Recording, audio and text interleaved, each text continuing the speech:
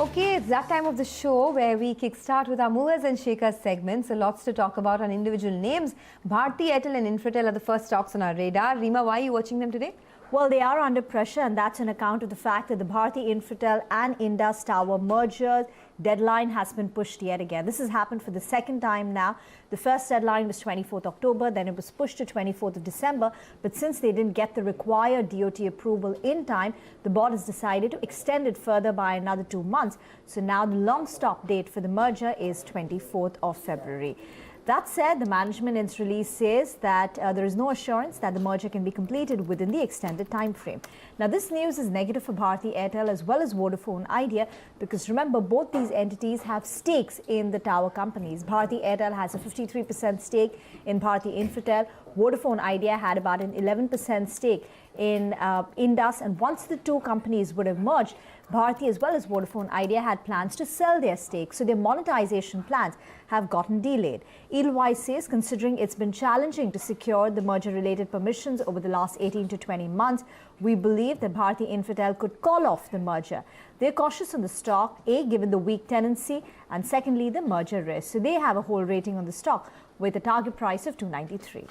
Okay, thanks a lot for that. So that's on Bharti Airtel and Infratel. But the other stock on our radar this afternoon is Everready. It's up almost about 7% right now on the back of news flow that the Delhi High Court has permitted the sale of the Hyderabad property for Everready. Remember, in September, the Calcutta High Court had restrained the company from transferring, alienating, encumbering or selling any of its assets till the application filed by IL&FS was disposed of. But now we understand that the Delhi High Court has vacated that ad interim order of injunction in the IL&FS case, and now the company can go ahead with the sale of property at Hyderabad. And this is very important because the company has been reeling under a lot of debt. In fact, it has 500 crores of debt at the moment, and it was looking to sell its vacant land parcels in order to reduce that debt. Now it can scout for strategic buyers for this land sale. Having said all of this, this is just a one positive trigger. Otherwise, the fundamentals of the company have been under a lot of pressure. Its high debt is a cause of concern.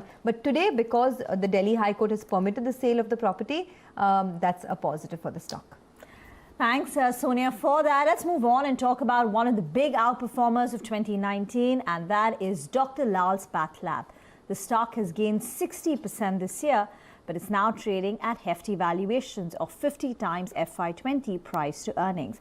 Now, 2019 was a good year for the company, but can 2020 also be a good year? Because there are reports which suggest that Reliance Industries or Reliance Group is entering into the diagnostic space. We've anyway seen a lot of competition for this space on the back of unorganized player.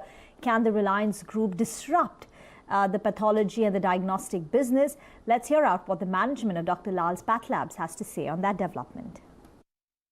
If you study this market very carefully, it's highly fragmented. There are close to 100,000 labs, and there's extreme high level of competition already existing in the market, both at price level.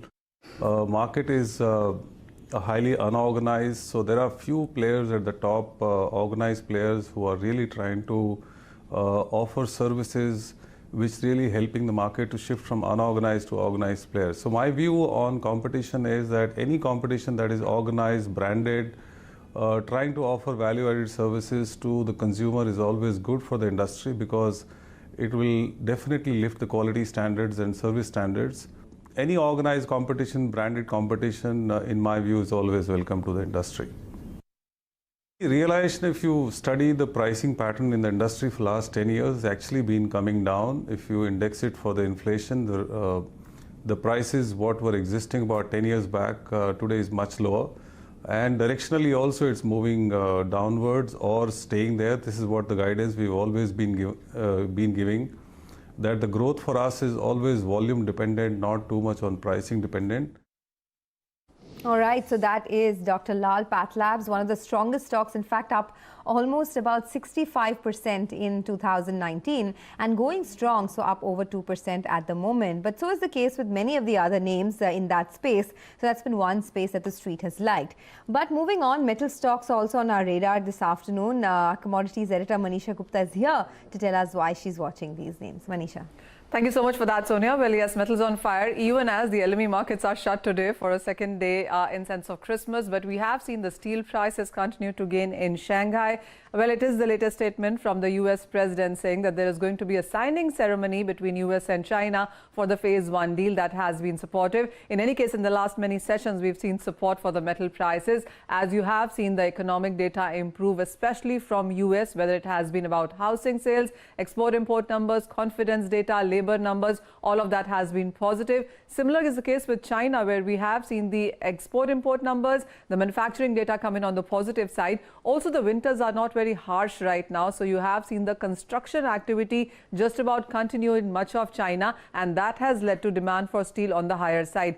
When you look at the metal prices, we seem to be closing this year in the negative for most of them. But when you look at the months of November and December, most of the metal prices actually are trading in the positive. Much of the demand is coming in right now as well. We have seen a decline in inventories. Much of this year has been in deficit for many of these metals. The only problem really has been the US and China trade wars. And with optimism coming back onto that, the expectation is that you could be looking at higher weightages being allotted to many of these metal prices. So you are looking at some short covering ahead of the year end and some buying as well.